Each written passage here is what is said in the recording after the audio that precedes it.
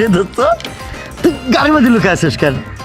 যাক শোন, আমার হয়েছে কি, ওই যাত্রী অপেক্ষা করতেছে, ফ্লাইট আর কি। হ্যাঁ, লোকজন যাবে, আমি একটু তাড়াতাড়ি চালা করবো। স্যার আমার দেখলেই তো তুই দৌড় দেস। কত স্বপ্ন উঠে খেলবি আমার লগে তুই।